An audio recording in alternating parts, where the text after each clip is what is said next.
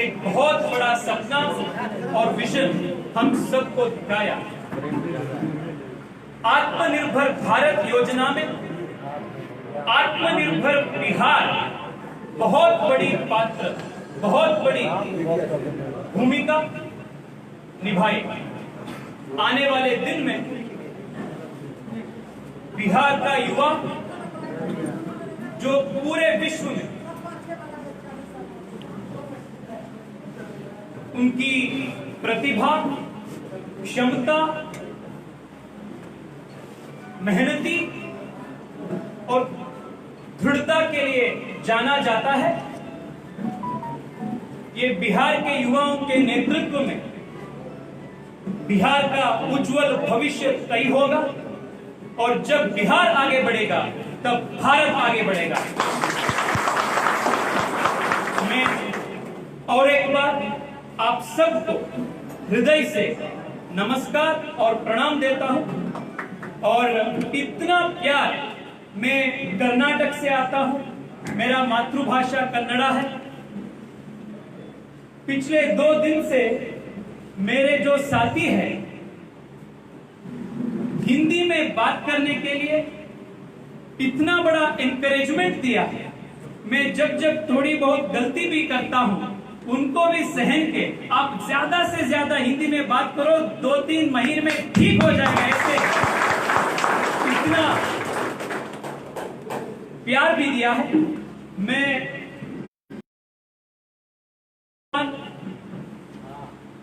प्रदेश अध्यक्ष दुर्गेश जी को भी बोल रहा था कल, मैं एक चुनाव के दौरान और 2-3 बार मैं बिहार को आता हूं, प्रवास करता हूं। ना सिर्फ भारतीय जनता पार्टी और एनडीए के सरकार को आने में मेरा थोड़ा बहुत मदद करने के साथ मेरा हिंदी को इम्प्रूव और सुधरने के लिए भी बहुत बड़ा मौका मिलेगा। इसलिए मैं आ रहा हूं। आपका प्यार, आपका इतना प्रेम, इतना बड़ी आदर आपको दिया है, मैं हमेशा कृतज्ञ रहूंगा। नमस्कार।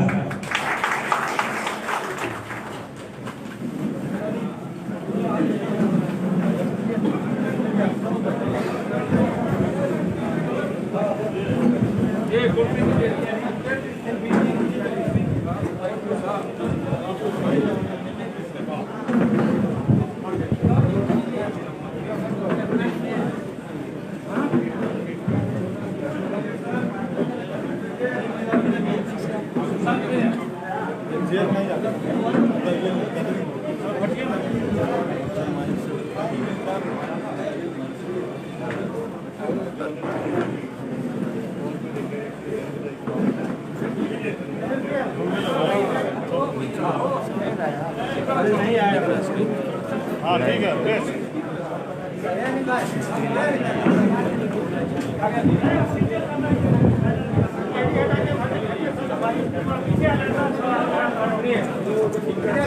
राहुल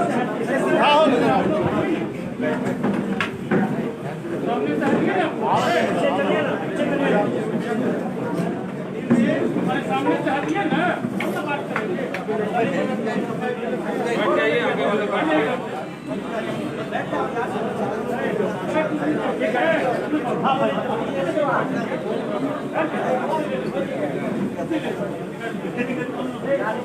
आगे वाले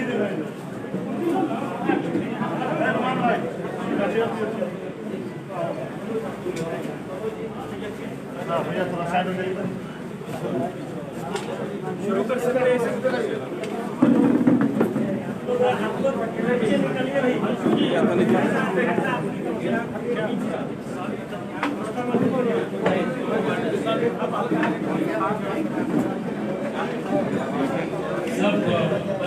आगे कहाँ ले ये नहीं सटा हुआ है आपके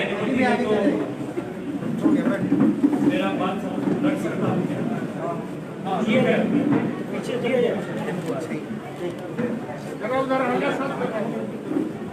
जरा पीछे आवाज करना बंद कर दीजिए जरा प्लीज। पीछे आवाज करना बंद करें, प्रेस कॉन्फ्रेंस शुरू हो रहा है। बिहार बैठ जाओ लाइव हो रहा है। विशेषतः में मिथिलांचल कला संस्कृति से लेकर साहित्य और सामाजिक न्याय की धरती, यह मिथिला पेंटिंग, विद्यापति और कर्पूरी ठाकुर की धरती। यहाँ के युवा एक सशक्त और स्पष्ट आर्थिक एजेंडा वाली सरकार चाहिए, जो सिर्फ एनडीए ही दे सकता है। नरेंद्र मोदी जी ने उड़ान योजना के तहत दरभंगा को एयरपोर्ट दिया। देश और दुनिया के कोने कोने में रहने वाले लोगों को अब अपने घर आने में और सुविधा होगी। दिल्ली एम्स में बड़ी संख्या में बिहार के लोग होते। अब मोदी जी ने कैबिनेट में दरभंगा में एम्स निर्माण की स्वीकृति दे दी। एयरपोर्ट और एम्स मिथिला क्षेत्र के विकास के नए दरवाजे खोलेंगे। युवाओं के लिए यहां रोजगार के अवसर बनेंगे। अब उन्हें नौकरी या बेहतर इलाज के लिए महानगरों की तरफ नहीं जाना पड़ेगा। यह तो वर्तमान की बात है। इतिहास की गवाही देता है कि मिथिला का हित किसी राजनीतिक पार्टी या चाहा है तो वह बीजेपी और एनडीए ही चाहा। जब अटल बिहारी वाजपेयी प्रधानमंत्री बने तो उन्होंने न सिर्फ मैथिली भाषा को सम्मान देते हुए 8वीं अनुसूची में जगह दिलाई, बल्कि 1934 के भूकंप में 2 भाग में बंट चुके मिथिला को कोसी महासेतु दिया। हाल ही में आदरणीय मोदी जी ने कोसी रेल महासेतु का उद्घाटन करके दोनों भाग का एकीकरण किया। नरेंद्र मोदी जी देश के हर हिस्से में विकास की धारा को पहुंचाने के लिए लगातार काम कर रहे हैं। वह अपने कई इंटरव्यूज और भाषणों में मिथिला के प्रसिद्ध मखाना और उसकी पौष्टिकता का जिक्र किया है। बिहार में agro processing industries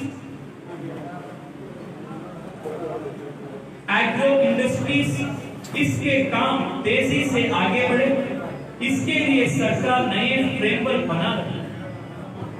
BJP JDU गठबंधन ने बिहार को जंगल राज से बाहर निकालकर सुशासन और विकास की मंगल राज की राह पर ला चुका है और लगातार बिहार इस दिशा में आगे बढ़ रहा है। नहीं तो आप उस दिन को याद कीजिए जब दिन दहाड़े हत्या, अपहरण जैसी घटना आना, बिहार में बिजली का आना खबर हुआ करते थे। वंशवाद और बाहुबलियों से सजी है अराक आजी। कांग्रेस का तो अब खेर नामी लेने वाला शायद ही बचा। बीजेपी सारे देश युवा वर्ग की पार्टी है। एनडीए फिर से बिहार में युवा समर्थन से सरकार बनाई। युवा को फिर बिजनेस चलाने का माहौल चाहिए। स्थिर इनकम हो सका हो, इसका प्रयास एनडीए सरकार पूरी ताकत से करेगी। क्षेत्र को देश और विदेश के मार्केट से जोड़ना होगा ताकि व्यापार की संभावना बढ़े। आज ऑनलाइन ऑर्डर आने में भी हफ्ता 10 दिन का समय लग जाता है। इंफ्रास्ट्रक्चर इंडस्ट्री पर लोकल स्तर पर ध्यान देना होगा। लोकल म्युनिसिपल सरकार प्रशासन और व्यवस्था में सुधार की आवश्यकता है ताकि केंद्र और राज्य सरकार की नीतियां पूरा लाभ क्षेत्र को मिल सके। आत्मनिर्भर भारत बनाने में बिहार का और बिहार के युवाओं का बहुत बड़े योगदान होगा। आत्मनिर्भर भारत तब होगा जब आत्मनिर्भर बिहार होगा। इस प्रयास में हम आप सभी का सहयोग, मार्गदर्शन और साथ विनम्र से प्रार्थना कर रहे हैं। धन्यवाद। Any questions that need to be answered, maybe you can go to कोई प्रश्न बिहार चुनाव में आपका क्या भाव रहेगा? क्या मैं कल से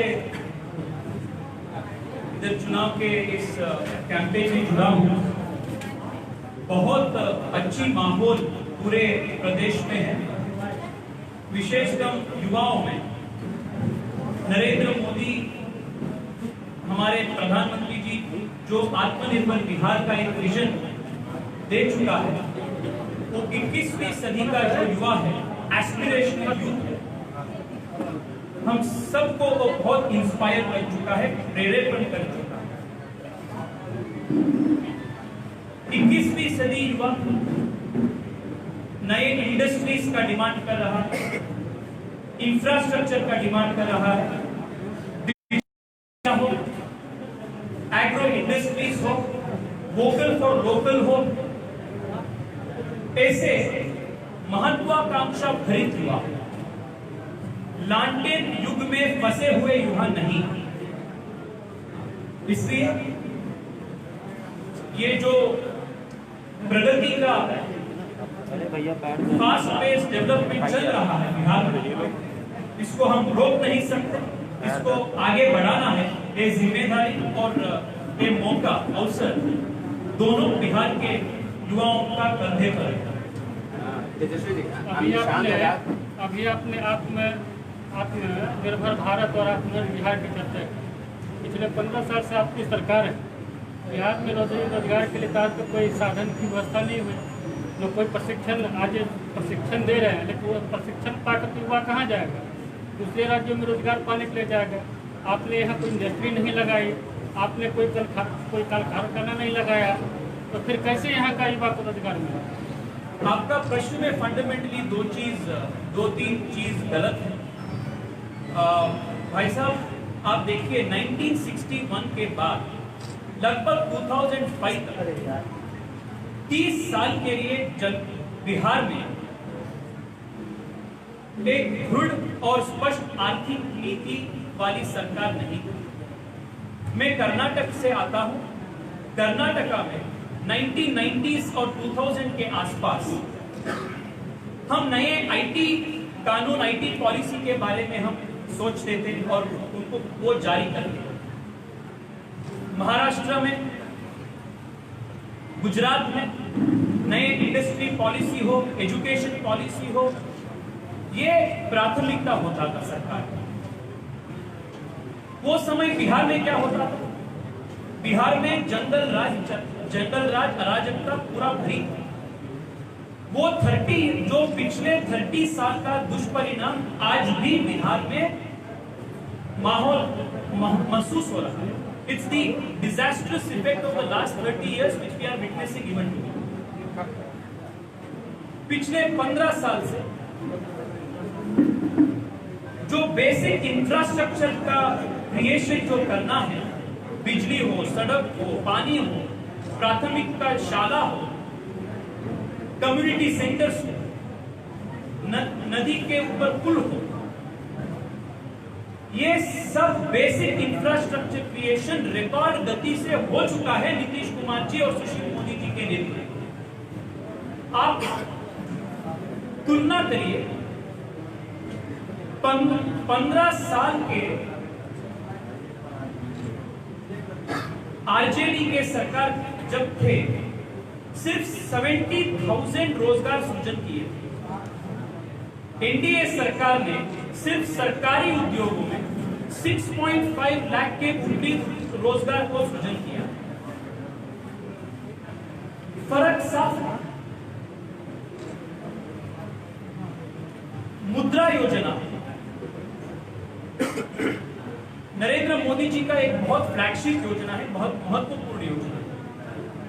पूरे देश में बिहार ऐसा राज्य है जो अग्रमान्य स्थान में है, one of the highest beneficiaries है, लाभार्थी है, जो लोग मुद्रा योजना में अधिकतम लाभार्थी बिहार से 1.8 करोड़ से ऊपर मुद्रा योजना के लोन बिहार के युवा और बिहार की महिलाओं को कम ब्याज पर दिया गया है, ताकि वो आत्मनिर्भर बन सकता है और दूसरों को भी रोजगार सृजन कर सकता है। ऐसे लास्ट 5 साल में नए IIMs हो, नए एम्स हो, IIT हो, इंजीनियरिंग कॉलेजेस हो, इंफ्रास्ट्रक्चर का सेंट्रल यूनिवर्सिटी हो, इधर उषा पे सेंट्रल यूनिवर्सिटी हो, मत्स्य आधारित फिशिंग नया पॉलिसी हो, जो लगातार इस पिछले 17 साल में भारत में जो फिशिंग पॉलिसी था वो भारत के कोस्टल जिला जो थे उसके सेंटर नरेंद्र मोदी जी आने के बाद पहले बार इनलैंड फिशिंग जो रिवर फिशिंग का भी होता है, कोसी हो, गंगा हो, ऐसे इनलैंड फिशिंग का भी इंपॉर्टेंस देते हुए नई फिशिंग पॉलिसी हो चुका है। रेल विद्युतीकरण का प्रोजेक्ट बहुत विस्तार बिहार के युवा इस सब चीज को महसूस कर रहा है, एक्सपीरियंस कर रहा है। आज मैं सुबह आप सब जानते हैं ऋतिका राज एक बहुत यंग लड़की है जो इंडियन आइडल में रनर अप था। लता मंगेशकर जी ने उनके बहुत तारीफ की है, ये वेरी पॉपुलर सिंगर। उनके साथ आज में मुलाकात हुआ आज सुबह। वो सिर्फ इंटरनेट से, सोशल मीडिया से उनके सॉन्ग्स को गाते हुए पूरे देश में एक सेंसेशन हो चुका है। आप मैथिली ठाकुर जिनका वीडियोस बैंगलोर हो, तमिलनाडु हो, कश्मीर हो, 2 दिन के पहले चीना देश के एक न्यूज़पेपर चीना पोस्ट जो चीना का न्यूज़पेपर है वो बिहार की शान मैथिली ठाकुर के ऊपर एक बड़ा आर्टिकल लिखा। ऐसे जो नए टैलेंट्स है, युवा टैलेंट्स है बिहार का, जो संगीत क्षेत्र में, नृत्य क्षेत्र में, सिर्फ सोशल मीडिया प्लेटफॉर्म्स में, इंस्टाग्राम हो या फेसबुक हो, ऐसे प्लेटफॉर्म से उनका टैलेंट पूरा देश में एक्सपोज हो रहा है। ये भी इस कारण के लिए हो रहा है क्योंकि नरेंद्र मोदी जी ने डिजिटल इंफ्रास्ट्रक्चर को आगे बढ़ते हुए डिजिटल इंडिया को बहुत समर्थ किया। आने वाले दिन में बिहार का युवा जो पूरे देश में उनका क्षमता और उनका प्रतिभा के लिए माना जाता है, बहुत सारे अवसर उनके मिलना आने वाले दिन में मिलना है। So the future of the young people of Bihar is very, very strong and very bright. जैसे कि हम लोग जानते हैं कि अभी बिहार जो कृषि प्रधान राज्य है, ऐसे में संसद में कृषि और किसानों से संबंधित बिल पास होना और विपक्ष और किसानों का एक वर्ग सड़क पे आना, क्या नहीं लगता है कि ये चुनाव में इस तरह की चीजें आपकी पार्टी को ये नुकसान पहुंचा सकती है? 2 बात। पहला बात है कि बिहार में इसका कुछ फर्क ही नहीं पड़ता है क्योंकि बिहार में बहुत पिछले से ही मंडी सिस्टम रिमूव किया था, मंडी सिस्टम को बंद किया था, इसलिए वो जो फार्म बिल्स के बारे में चर्चा हो रहा है बिहार के इलेक्शन में उसका कोई फर्क नहीं है। दूसरा बात ये हम इंपॉर्टेंस देना है, हम समझना है कि जो एक पॉलिटिकल पार्टीज कांग्रेस से प्रारंभ होकर सब अन्य दलीय पार्टी जो इसको अपोज कर रहा है, including the Congress party in their manifesto, वो खुद बताया था कि ये फार्म रिफॉर्म्स को हम लागू करेंगे। अब जब नरेंद्र मोदी जी आने के बाद नरेंद्र मोदी जी कर चुके हैं, इसलिए वो इसको विरोध कर रहा है। आप देखिए, जो भी अच्छा काम नरेंद्र मोदी जी जो करता है, उसको सिर्फ नरेंद्र मोदी किया है, इसलिए उसको वो अपोज करता है। आज भी नरेंद्र मोदी जी देश के बात किया है, सरदार पटेल का जो स्टैच्यू ऑफ यूनिटी जो नरेंद्र मोदी जी ने बनाया, आज तक एक भी विपक्ष के नेता आज तक एक बार भी सरदार पटेल का जो बड़ा स्टैच्यू है, विश्व का अति बड़ा स्टैच्यू वो है, एक बार भी नहीं गया। ये राष्ट्र के प्रति ये अपमान है, क्योंकि सरदार पटेल, राजेंद्र बाबू ऐसे जो लोग हैं, वो राष्ट्र का एक बहुत बड़ा आइकॉन है। So we don't have to take their opposition very seriously. आप युवा हैं और बिहार में चुनाव का जो घोषणा हो उसमें तेजस्वी यादव 10 लाख युवाओं को नौकरी देने की बात कही है, तो आपका क्या इसमें राय है और आप क्या कहते हैं इसमें? सर, मैं बहुत सरप्राइज हूं। रोजगार सृजन हस्ताक्षर करने से हो सकता है। एक मीटिंग बुला के सरकार के हुकुम करने से रोजगार का सृजन हो सकता था, तो कोई प्रदेश या किसी देश में बेरोजगारी का प्रॉब्लम ही नहीं होता। ऐसे चाइल्डिश स्टेटमेंट को सिर्फ ये जिन्होंने जमीन से और वास्तविक साथ से जुड़े नहीं हैं, सिर्फ वो लोग ऐसे बयान दे सकता है। और मैं उनसे पूछना भी चाहता हूं,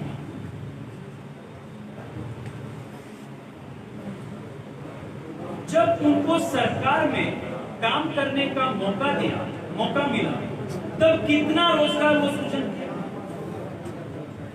उन्हें उनके पिताजी के रास्ते ही स्कैम करते, अभी भी वो बेल पे। कांग्रेस और आरजेडी इसलिए गठबंधन में है क्योंकि दोनों पार्टी के युवराजाओं ने आज बेल पे। नरेंद्र मोदी और नीतीश कुमार जी दोनों साथ में इस कारण के लिए है क्योंकि 21वीं सदी के युवाओं का आकांक्षा, महत्वाकांक्षा समझते हैं और विकास के बात बोलते हैं। ये दो ये फर्क है आरजेडी और बीजेपी, एनडीए और दूसरे पार्टियों से। जो लोग उनके पूरे जीवन में एक दिन का भी ईमानदार से रोजगार कमाई नहीं किया है, वो रोजगार के ऊपर, बेरोजगारी के ऊपर बात करने का नैतिक अधिकार भी उनको नहीं है। इसलिए हम उसका जो बेरोजगारी का बात कर रहा है, वो मोदी जी आने के बाद भारत में ऐसे जो युवा राजा थे वो बेरोजगार हो चुका है। उनके खुद के बेरोजगारी का दर्द को ऐसे ये फैला रहा। दूसरा सवाल है, आपके शहर में प्रधानमंत्री का पुतला फूका गया और प्रधानमंत्री मुर्दाबाद का कल नारा लगाया गया, इसके विषय में आपका क्या कहना है? आप क्या कहते हैं? देखिए, भारत में आज भी सबसे प्यारा और सबसे आदर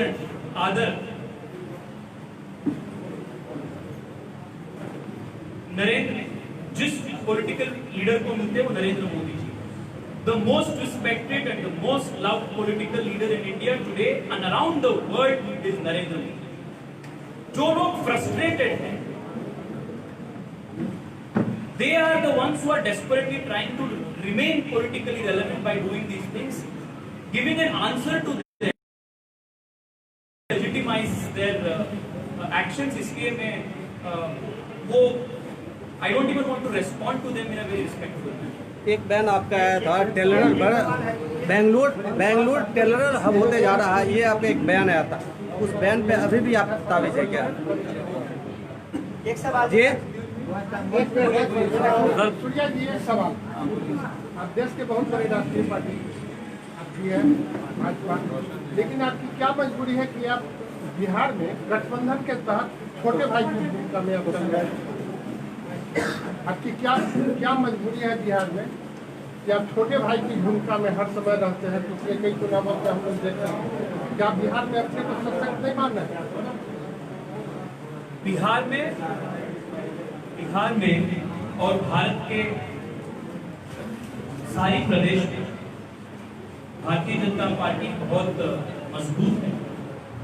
जिस जगह में अन्य दलों उनका भी जो सोचना कॉमन होता है, देश के हित पर होता है, हमारा कॉमन एडमिनिस्ट्रेटिव एजेंडा कॉमन होता है, तब हाथ मिल से विकास और ज्यादा हो सकता है और विकास का धारा को नीचे तक पहुंचने में और इफेक्टिव होता है। इसलिए जिन प्रदेश में जो पार्टियां हमारी विचार से, हमारी कॉमन एजेंडा से एक्सेप्ट करके हमारे साथ में आते हैं, उन सब के साथ हम गठबंधन में काम करते हैं। ये देश और प्रदेश का हित के दृष्टिकोण से किया। एक सवाल मेरा है कि आपको सबसे पहले हम धन्यवाद देंगे कि आपने इस बात को स्वीकार किया है कि बिहार के युवाओं को व्यवसाय चलाने के लिए अच्छा माहौल चाहिए। मतलब कि आपने ये माना है कि राज्य में जैसा व्यवसाय चलाने के लिए माहौल होना चाहिए वैसा नहीं है। और आपने जिस शासन की बात कही है, तो आपको मैं यह जानकारी देना चाहूँगा कि अभी समस्तीपुर जहाँ भी आप हैं, तो कल रात में यहाँ दिन दहाड़े हत्या हो गई, 1 दर्जन से तो कहीं ना कहीं राज्य में सुशासन नाम की चीज नहीं है। तो इस पर आप क्या कहेंगे? सर, आप ये बात समझिए, आप मुझे आंखें दीजिए, स्टैटिस्टिक्स दीजिए। पिछले सरकार में कितना होता था ऐसे गुंडागर्दी, ऐसे गोली मारना, कितना होता था और कितना हो रहा है? When you look at the statistics, what comes clear is that there has a world of improvement. Bihar is on a path of progress, and this nobody can deny. The other thing all of us must remember is this: 5 साल यदि miss governance या अराजकता हो जाता है, तो उसका दुष्परिणाम 5 जनरेशन तक हो जाता है। इसलिए इस इलेक्शन का महत्व भारत में is so important because Bihar's future is dependent on India's future and India's future is dependent on Bihar's future. So we cannot afford to lose the gains that we have made in the last 20 years. एक question है, seat sharing में कितना विलंब क्यों हो रहा है? निर्माण किए हैं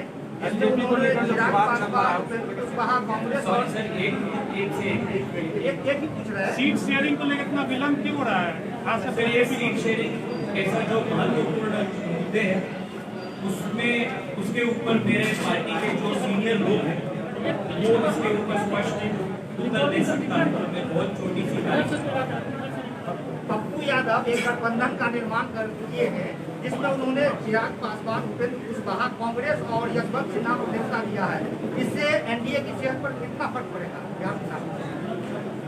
सर, आप जो एनडीए अलायंस के बारे में मैं डिटेल्स में नहीं जाना चाहता हूँ, पर one thing is very clear, पूर्ण बहुमत सरकार एनडीए के हो रहा है, हो जाएगा। This is very clear. क्या मांगे सर? वो अलायंस ऑफ स्पेट फोर्सेस है, जो राजनीति, वो जमीन पे जिसका शक्ति नहीं है, मजबूती नहीं है, वो जो राजनीतिक वनवास लेना स्टेज में जो पार्टियां हैं, वो पार्टियों का अलायंस है, वो पप्पू यादव जी का अलायंस है। इस बार के विधानसभा चुनाव को क्या माना जाए? इस बार का जो विधानसभा चुनाव है, क्या उसको तेजस्वी यादव? सर, इस चुनाव का मुद्दा बहुत साफ है। पिछले 5 या 6 साल नरेंद्र मोदी जी और नीतीश कुमार जी का गठबंधन का सरकार का काम लोग तक पहुंचा है। वो जो विकास हो चुका है उसका महसूस आज भी बिहार का युवा कर रहा है वो विकास का मुद्दा है, उसके ऊपर ही चुनाव हम कर रहे हैं और चुनाव जीतेंगे। धन्यवाद। सर मेरा वो सवाल, आपका जो बयान आ रहा था उसमें तो